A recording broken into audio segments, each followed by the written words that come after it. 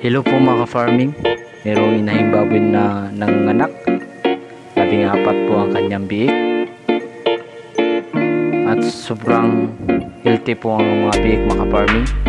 Ang lumakas tumidi.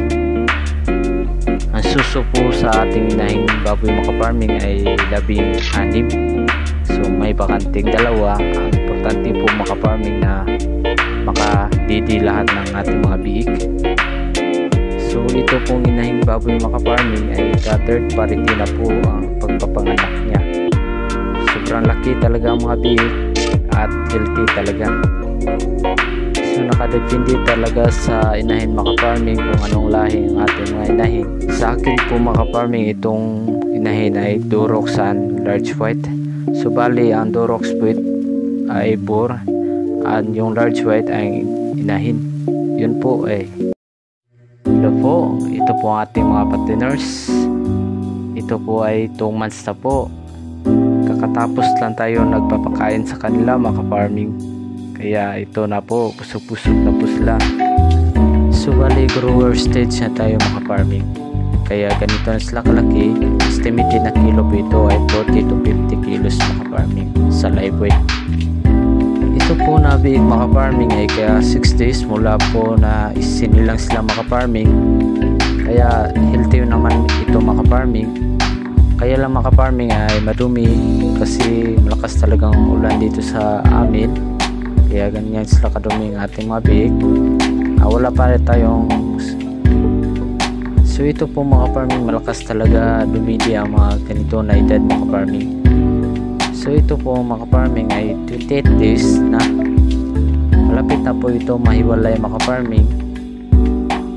Ito po na inahin mga farming ay ito ay large white at yung boar ay large white.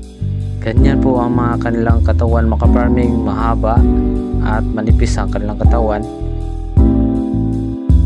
So malapit na to mahiwalay sa inahin mga farming, kaya bago natin ihiwalay mga farming ay magtira tayo ng purga at vitamins para ready na po mga farming. Ay bago kayo magturok ng purga or vitamins, dapat po ang mga biik natin ay hindi mabasa ang mga dumi nila. Pag mabasa ang mga dumi mga farming ay lalong magkasakit ang ating mga biik. Kaya dapat natin iwasan ang mga ganyan na sitwasyon mga farming. Yun po ang kasigla ang ating mga biik mga farming at mga mahaba ang kanilang katawan at makintab ang mga balahi po. Yun po mga farming, healthy po ang mga biik natin. At yung inahin mga farming ay hindi naman masyadong mapayat.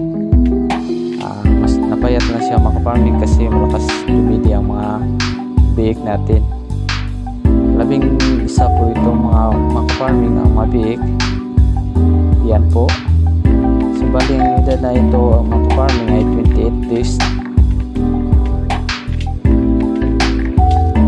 Nagpapakain tayo mga farming ng pre-starter para masanay sila sa pagdating ng patiner mga farming. Ang importante po mga farming ay kontrolin natin ang pagkain para hindi mabibigla ang mga biik at hindi magtatae.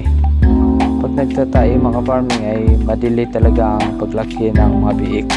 Ang pinaka-importante mga farming, ang mga biik nito ay dapat hindi maubusan ng tubig ang ating waterer, or kasi po mga farming uhaw na uhaw kasi sila mga farming. Kasi wala na talagang silang gatas na madidian, kaya tubig ang iniinom nila. Yan po ang mga palantandaan mga farming sa pag-aalaga ng mga biik to patiners.